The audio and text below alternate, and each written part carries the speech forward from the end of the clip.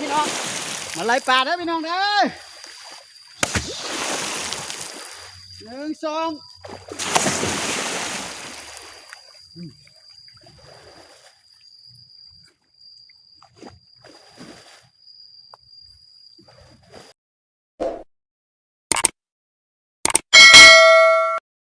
สบายดีย้ำแรงพี่น้องที่เข้ามาที่ตามเบิ่งรับชม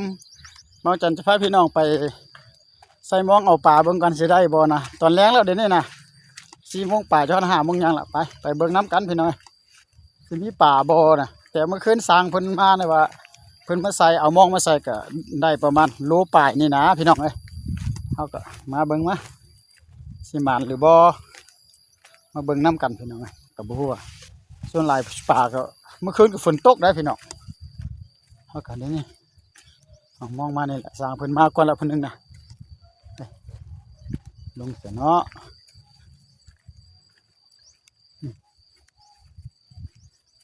ลงยี่ห้านวะนี่เพิ่นใส่อยู่พูดนะพี่น้องจะได้ลงทางพุ่นก่อนขนาดพี่น้องไปเอา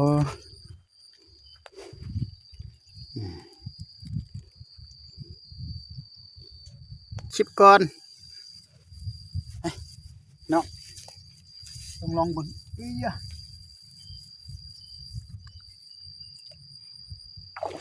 คุณนึงจับคุณนึงร้อยประมาณก็ได้ที่เอาคู่มาเลยว่ะบ่เอาถุงยางมานะผู้ชอบหาผู้บ่เห็นไปทางไหนบุ่นล่ะส่วนสันนี้มันเทียนกับฟังได้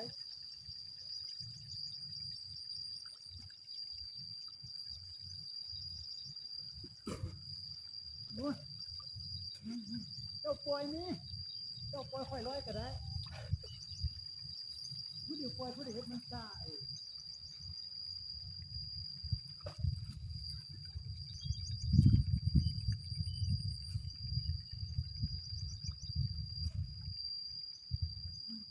ไปเอาว่าหมึกก็ไล่มองให้ไปว่าเจ้าดึงเอาดิโอ้โหเพราะว่า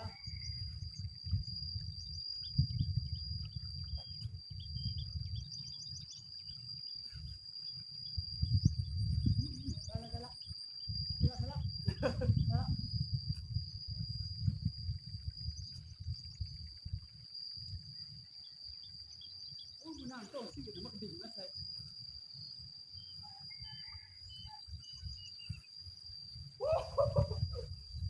มาแล้วตามเลยวะ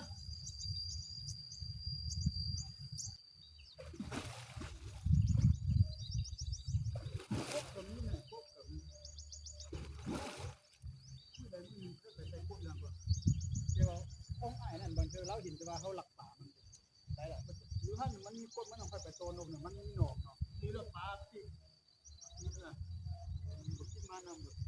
ขึ้นพาเนี่ย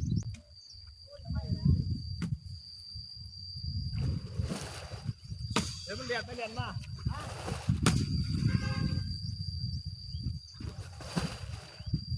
เอาผมมาลงอยู่แล้ว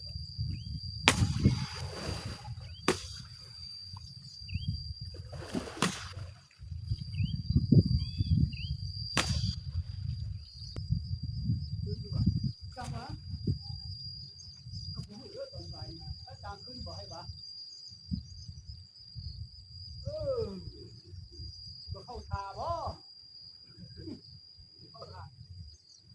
ทาโอ้คือนี่สิภาษาอะไรเริ่มนะจะยักมองมาแล้วเลยตั้งลุกจะต้องไปแล้วแบบป่าน่ะ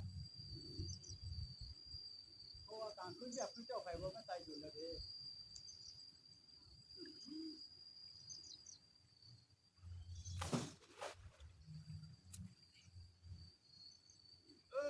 ตามลง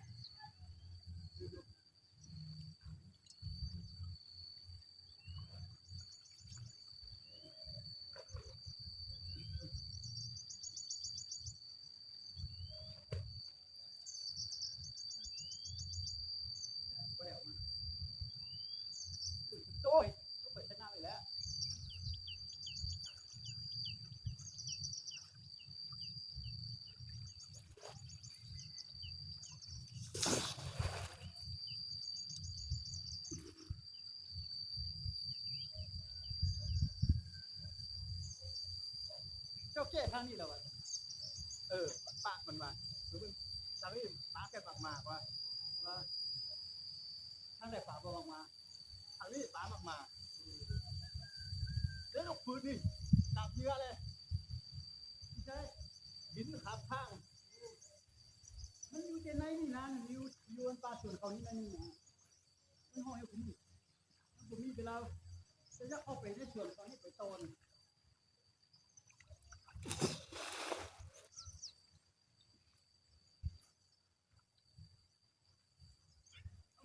ใช่ล่ะจับหรือ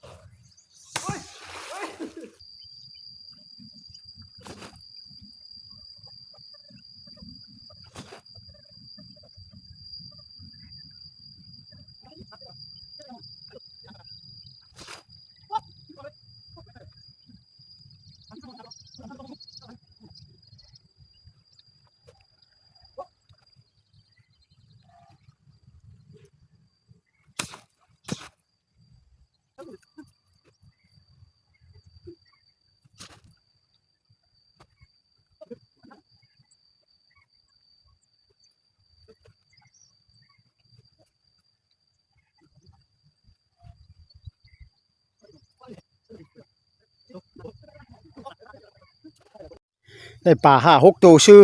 100แท้100ว่ะ100 2คนเมื่อยบ่มีแพบ่มีเรือแล้วก็คันเฮามีเรือน้อยบ่หรือว่ามีโก่งรถใหญ่เนาะแล้วก็ร้อยใส่ไล่ไปไล่มานะน่าสิโอเคอยู่ก็ประมาณนี้จับมาละป่านทางนอกน่ะบ่มีมันเลยทางนอกป่าก็ได้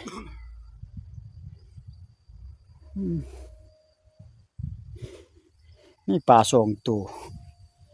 ได้2ตัวซื่อนี่น่ะโอ้พี่น้องนี่แถวนี้บ่จังก็บ่ฮู้แล้วนี่แถวน่ะปลาหญ้าน่ะแถวเรื่องน่ะแต่ทางถึงเฮาเบิ่งมาบ่เห็นดอกนี่ๆเรียบๆนี่น่ะเรียบตาฟังอ้อมนี่น่ะบินแต่ห้อยหนูหมดพี่น้องเอ้ยห้อยหนูน่ะหนูท้องขาวหนูพุกเบิ่งแม่มันกินหัวหญ้าคาน่ะนี่ตายมุนอุ้ยปุ้ยหมดในแถวนี้นี่แม่นหมดเด้เป็นแต่คลองหมดเด้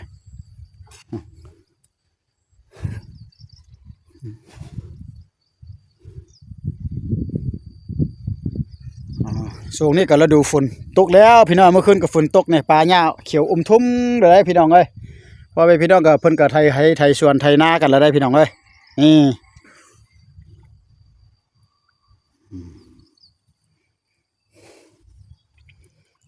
ปลา6ตัวครึ่งโลก็บ่ได้ซ้ำแต่ซ้ำนี่นาพี่น้องเอ้ยมันจะพอกินอยู่บ่นี่บัดนี้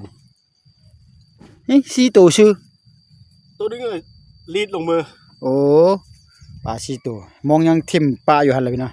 คันตัวแรงมายามน่ะถึกอยู่เนาะตัวแรงนี่แต่ซ้ำนี่พี่น้องนี่บ่หลาย2คน100จนเมื่อยแล้วล่ะเอาอยู่เฮือนเอาปลาอยู่เฮือนมากินเอาเมาจันจะไปเบิ่งอันน่ะปลาอยู่คลองหั่นก่อนพี่น้องเอาเครื่องเสียงมาฟังเด้อพี่น้องเอ้ยบ่นี่ถึกจะไอ้ปู2ตัวน่ะนี่กินบ่พี่น้องนั่นไอ้ปู2ตัวซื้อน่ะยามรอบน่ะกุ้นรอบคาดพี่น้องรอบหันมันคาดอยู่ก้นเบาจันบ่ได้สังเกตนี่ถึกแต่ไอ้ปู2ตัวกับบักหอยนี่2 3 4ตัวนะบ่มันไอ้สำนี้แหละพี่น้องเอ้ย